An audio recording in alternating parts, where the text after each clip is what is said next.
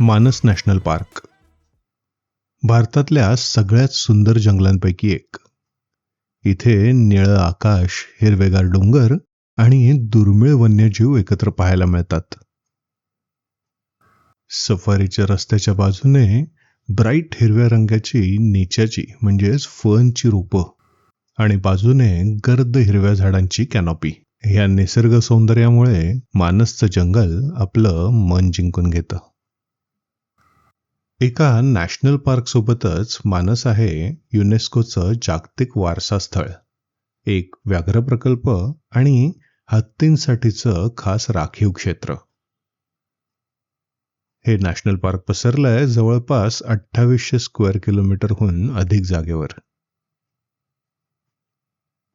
तुम्हाला माहितीये का, बिग 5 म्हणजेच गेंडा, हत्ती, बारासिंगा, वॉटर बफेलो आणि टायगर यांसोबतच इथे भारतीय गवा आणि हॉग डिअर देखील पाहायला मिळतात. तसंच जगातील सगळ्यात दुर्मिळ पिग्मी हॉग आणि फक्त इथेच आढळणारं गोल्डन लंगूर हे पाहण्यासाठी जगभरातून पर्यटक मानसला भेट देतात. पण मानस काही फक्त प्राण्यांसाठीच नाही, तर इथल्या पक्ष्यांसाठी आणि भूतानच्या सीमेलगत लागून असलेल्या सुंदर डोंगर रांगांसाठीही प्रसिद्ध आहे. आमच्या आसामच्या ट्रिपमध्ये काझीरंगानंतर आम्ही पोहोचलो मानसला. पहिली सफारी आम्ही बेंगाल फ्लोरिकनसाठी राखीव ठेवली होती. सफारीच्या सुरुवातीलाच आम्हाला दिसला हा एकशिंगी गेंडा. एक मादी तिच्या पिल्लाला गवताळ भागात घेऊन फिरत होती. आसामची शान असलेला हा भारतीय एकशिंगी गेंडा मानस नॅशनल पार्कमध्ये खूप मोठ्या प्रमाणात पाहायला मिळतो. दलदलीच्या भागात आणि उंच गवताळ प्रदेशात राहणारा हा प्राणी त्याच्या नाकावरील एका मजबूत शिंगामुळे जगप्रसिद्ध आहे. जवळच एका पाणवठ्यामध्ये ही वॉटर बफेलो थांबलेली दिसली. सफारीच्या सुरुवातीलाच बिग 5 मधले 2 प्राणी बघून झाले होते. याच रस्त्यावरनं आम्ही थोडे पुढे गेलेलो, तिथे आम्हाला हा इंडियन गौर सुद्धा दिसला. आमच्या जिप्सीचा थांबण्याचा आवाज ऐकून तो लगेच निघून गेला. पण तेव्हा बाजूच्याच झाडावरती आम्हाला हा क्रिम्सन सनबर्ड बघायला मिळाला. मानसमध्ये पाहिलेल्या काही सुंदर आणि दुर्मिळ पक्ष्यांपैकी हा एक. त्याच्या अंगावरील क्रिम्सन रंगामुळे त्याचं हे नाव. ब्लॅक फ्रँकोलिन दिसतो ती जागा आम्ही ज्या होमस्टेमध्ये राहिलेलो त्यापासून खूप लांब होती. तसंच गवताळ भागामुळे त्या रस्त्यावर जाताना खूप ऑफ रोड ड्राईव्ह करायला लागतं. पण इथे पाऊस पडला होता, त्यामुळे गाडी खूप घसरतच त्या जागेवर पोहोचत होती. शेवटी ज्याची भीती वाटत होती तेच झालं. गाडी एका चिखलाच्या खड्ड्यात इतकी खोल रुतली की सगळ्यांनी उतरून तिला धक्का मारून बाहेर काढावं लागलं.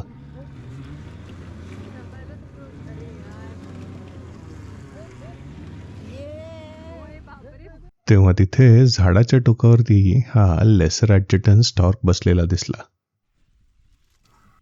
थोडा वेळ पुढे गेलो आणि गाडी पुन्हा दुसऱ्या खड्ड्यात अडकली. परत तोच प्रताप. खाली उतरलो आणि धक्का मारून गाडी बाहेर काढली. आम्ही 3 वेळा असे खड्ड्यामध्ये अडकलो. शेवटी त्या ग्रासलँडमध्ये पोचलो जिथे बंगाल फ्लोरिकन नॉर्मली दिसतो. आमच्या गाईडच्या सांगण्यानुसार हा संध्याकाळी जास्त ॲक्टिव्ह होतो, त्यामुळे गाडीमध्ये थांबून आम्ही तो ॲक्टिव्ह व्हायची वाट बघत होतो. बेंगाल फ्लोरिकन हा अत्यंत संकटग्रस्त म्हणजेच क्रिटिकली एंडेंजर्ड पक्षी असून त्याचे अस्तित्व आता फक्त भारत, नेपाळ आणि कंबोडियातील काही मोजक्याच गवताळ प्रदेशांपुरतं मर्यादित राहिलंय. लेसर फ्लोरिकनप्रमाणेच विणीच्या हंगामात मादीला आकर्षित करण्यासाठी नर हवेत उंच उड्या मारून एक प्रकारचं डिस्प्ले डान्स करतो. हे पक्षी प्रामुख्याने उंच गवत असलेल्या मैदानी प्रदेशात राहतात. नर फ्लोरिकनचा रंग प्रामुख्याने काळा असतो आणि उडताना त्याचे पंख पांढरे दिसतात. मादी ही तपकिरी रंगाची असून गवतामध्ये सहज कॅमोफ्लॅज होते. वाढतं शहरीकरण आणि गवताळ जमिनीचे शेतीत होणारे रूपांतर यामुळे ह्या पक्ष्यांचे अस्तित्व धोक्यात आलंय. म्हणूनच मानस सारख्या उद्यानांमध्ये त्यांच्या संरक्षणावरती विशेष भर दिला जातो. बराच वेळ त्याची वाट बघितल्यानंतर शेवटी आम्हाला बंगाल फ्लोरिकन इथे लपलेला दिसला. गाडी थोडी जवळ नेली तेव्हा लगेच उडून गेला. काही वेळ थांबून मग पुन्हा त्याच्या थोडं जवळ जायचा प्रयत्न केला, पण तो लगेच उडत होता. त्याला जास्त डिस्टर्ब न करता त्याचे फ्लाईटमधले काही फोटोज घेऊन आम्ही तिथून निघालो. या ट्रेलमध्ये दिसलेले इतर पक्षी शॉर्ट इयर्ड आऊल आणि हॅन हॅरियर. परत येताना सुद्धा आम्ही 2 ठिकाणी अडकलो. दुसरी जागा इतकी वाईट होती की गाडीचं ॲक्सेलच खाली लागलं होतं. मग आम्ही जाऊन फॉरेस्ट डिपार्टमेंटच्या चौकीमध्ये थांबलो आणि त्यांनी सगळ्यांनी मिळून जेव्हा गाडी बाहेर काढली तोवर अंधार झाला होता आणि ठरवलेल्या वेळेपेक्षा खूप उशिरा आम्ही आमच्या होमस्टेवर पोहोचलो. दुसऱ्या दिवशी आमच्या दुसऱ्या सफारीसाठी आम्ही गेलेलो मानस नॅशनल पार्कच्या बन्सबारी झोनमध्ये. या झोनमध्ये बरेच दिवस एक ब्लॅक लेपर्ड दिसत होता.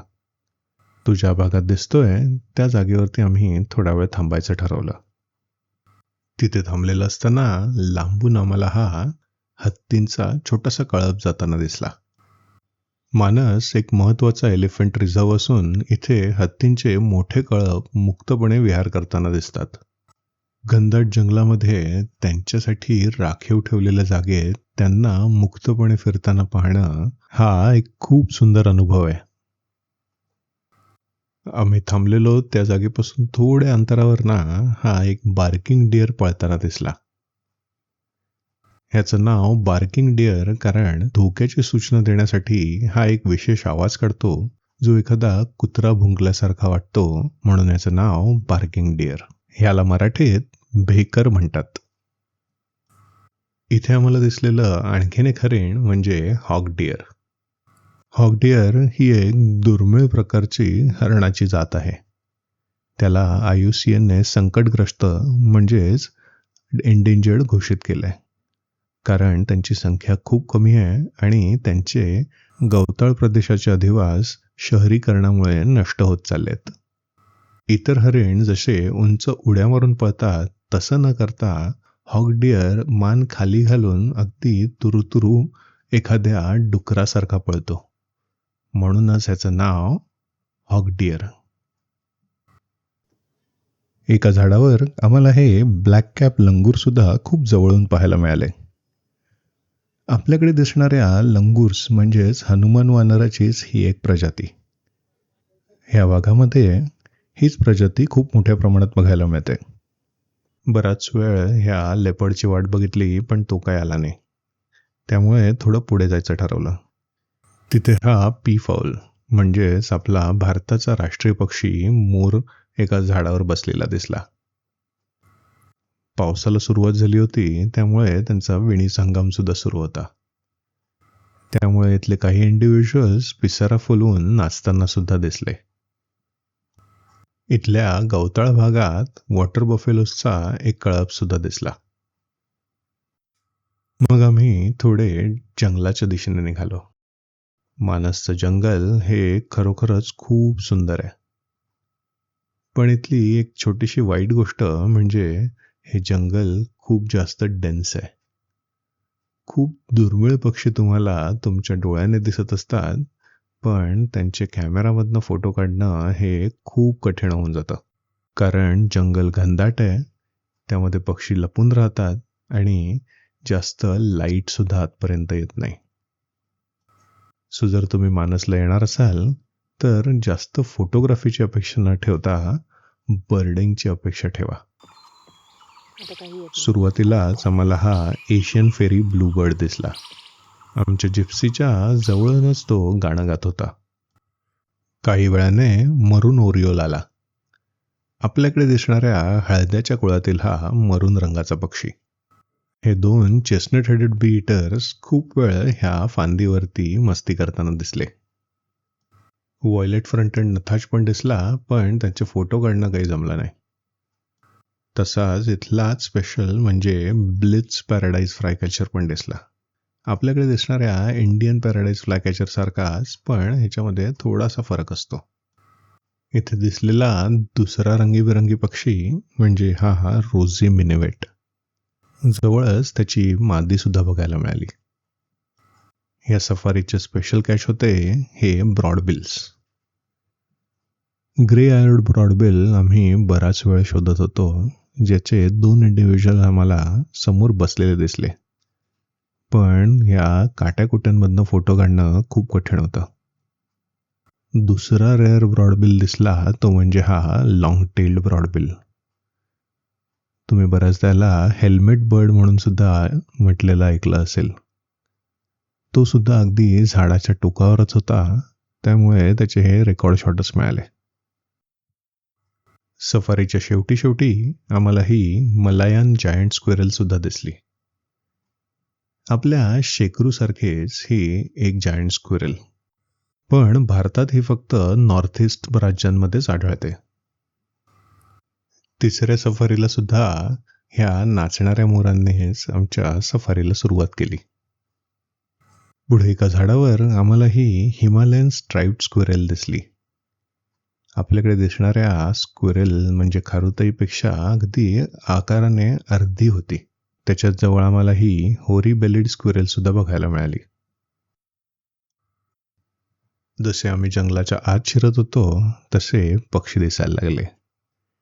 क्रेस्टेड हॉक ईगल बराच वेळ एका झाडावर बसलेला दिसला. आपल्याकडे दिसणाऱ्या बुलबुलच्या प्रजातीचाच हा क्रेस्टेड बुलबुल सुद्धा इथे बघायला मिळाला. तसाच दुसरा एक बुलबुल, व्हाईट थ्रोटेड बुलबुल सुद्धा इथे दिसला. एका ग्रासलँड जवळ आम्हाला हे गौर म्हणजेच भारतीय गवे बसलेले दिसले. त्यांचे फोटो काढत असताना मागून हा बारासिंगा पळताना दिसला.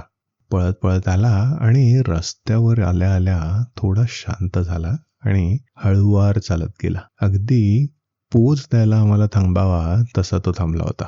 बारासिंगा त्याच्या नक्षीदार आणि अनेक फाटे असलेल्या शिंगांमुळे खूप देखणा वाटतो. मानसच्या दलदलीच्या भागात हा बऱ्याचदा पाहायला मिळतो. पुढे एका झाडावर आम्हाला ही घोरपड म्हणजेच मॉनिटर लिझर्ड बसलेली बघायला मिळाली. मानसचा एक भाग हा रॉयल मानस नॅशनल पार्क म्हणून भूतानमध्ये येतो. आपल्याला तिथे सुद्धा जाता येऊ शकतं, पण आम्ही यावेळेस गेलो नव्हतो. पण आमच्या गाईडला सांगितलं आम्हाला भूटानच्या बॉर्डरपर्यंत घेऊन जा. ही भूटानची बॉर्डर आम्हाला इथे पाहायला मिळाली. ह्या नदीच्या पलीकडे जे दिसतंय ते भूतान. इथे थांबून आम्ही भरपूर फोटो व्हिडिओ काढले आणि पुढच्या वर्षी बर्डिंगसाठी भूतानला यायचं असं मनोमन ठरवून आम्ही इथून निघालो. परतीच्या वाटेवर ही मलायन जायंट स्क्वेरल आम्हाला इथे परत बघायला मिळाली. दूर एका झाडावरती हा वेज टेल पिजन सुद्धा बघायला मिळाला. पावसामुळे रस्त्यावरती हे छोटे छोटे पॉन्ड तयार झाले आहेत. ह्या पॉन्ड्समध्ये वर्डिटर फ्लायकॅचर, क्रेस्टेड बुलबुल, रेड ब्रेस्टेड फ्लायकॅचर असे पक्षी पाणी पिताना पाहायला मिळाले. एका झाडाच्या टोकावर रेड ब्रेस्टेड पॅराकिटचं हे एक जोडपं पाहायला मिळालं.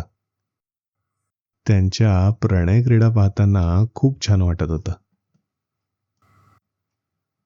या सफारीमध्ये आम्हाला large woodshrike, white rumped shama, common babbler, greater flameback, common cuckoo, Indo Chinese roller, green imperial pigeon,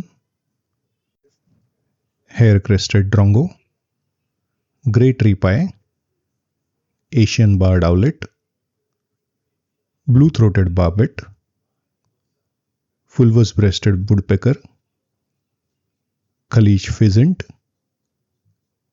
oriental white eye आणि गोल्डन फ्रंटेड लीफ बर्ड हे पक्षीसुद्धा बघायला मिळाले. सफारीचा गोड शेवट केला ह्या हत्तीण आणि तिच्या पिल्लाने. त्यांना जंगलातनं असं चालताना बघणं हा एक खूप सुंदर अनुभव होता. मग आम्ही गेटसमोर आमचे फोटोज काढले आणि परतीच्या प्रवासाला निघालो. आशा करतो की मानस नॅशनल पार्कची ही सफर तुम्हाला आवडली असेल. वाघ किंवा लेपर्ड दिसले नाहीत, पण एकशिंगी गेंडा, हत्ती, गवा यांसारखे बरेचसे प्राणी दिसले आणि बेंगाल फ्लोरिकनसारखा दुर्मिळ पक्षी दिसला. ह्या छान सायटिंग्समुळे आम्ही तरी ह्या ट्रिपनंतर खूप खुश होतो. हे सुंदर जंगल, दुर्मिळ प्राणी आणि सुंदर पक्षी पाहण्यासाठी मानस नॅशनल पार्कला तुम्ही सुद्धा नक्की भेट द्या. आय होप हा व्हिडिओ तुम्हाला आवडला असेल. माझ्या ट्रिप्सचे असेच व्हिडिओ पाहण्यासाठी तसंच आपल्या आजूबाजूला दिसणाऱ्या पक्ष्यांची माहिती मिळवण्यासाठी ह्या चॅनलला नक्की सबस्क्राईब करा. थँक्यू.